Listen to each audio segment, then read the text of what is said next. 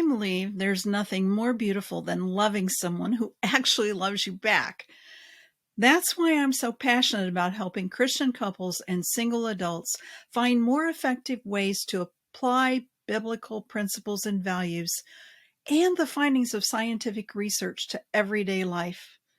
I worked with men, women, couples, and families in Orange, Los Angeles, and Ventura counties in California for 25 years before closing my clinical psychology practice in August of 2021. I helped launch numerous marriage programs at local churches by training pastors and marriage mentor couples. I also provided training for mental health professionals who need help learning to work more effectively with couples. As a mother of sons, 3 to be exact, I developed an intense interest and my unique expertise in the psychology of men and marriage.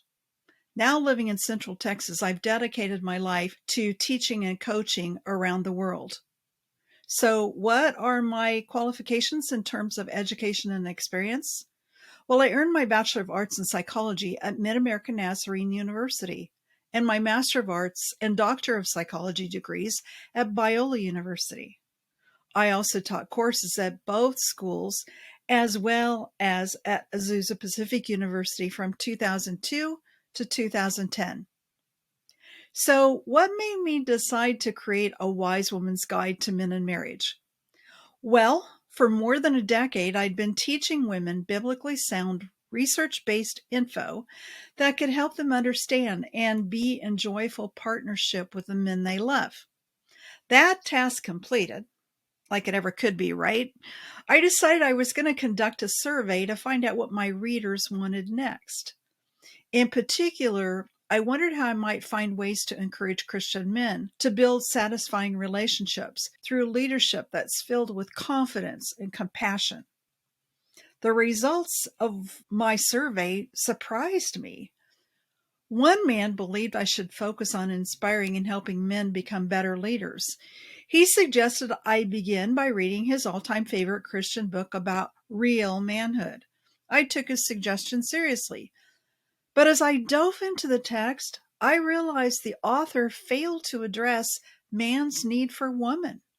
He placed the entire burden of responsibility for everything on the man alone. He ignored the partnership God has designed.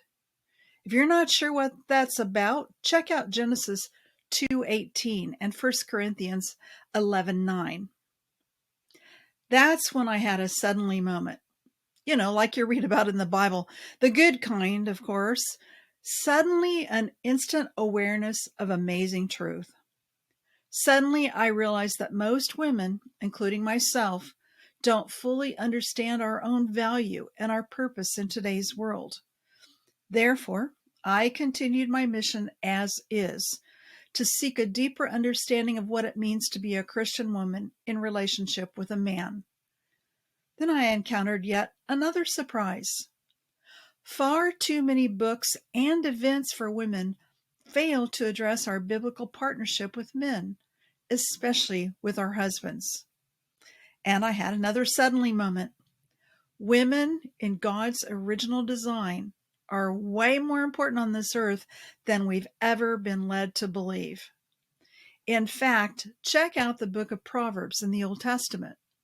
Wisdom is personified as a woman. Who knew, right? Yes, women are a major theme in the book of Proverbs, both good and bad. However, this verse is the one that jumped out at me first. The wise woman builds her house, but with her own hands, the foolish one tears hers down. That's Proverbs 14:1. So I wondered, who is this wise woman? How does she think differently than the foolish one? How does she truly feel about her life and her love? What does she do differently on a daily basis?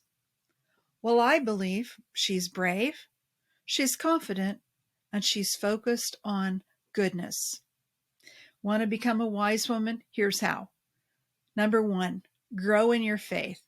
Number 2, be more confident in your femininity. And number 3, learn to be a co-creator in your own joyful marriage.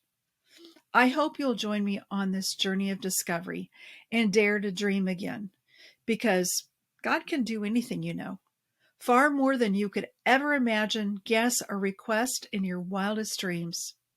He does it not by pushing you around, by working within you. His Spirit deeply and gently within you. Thanks for watching. I'll see you again soon. That was a bit corny.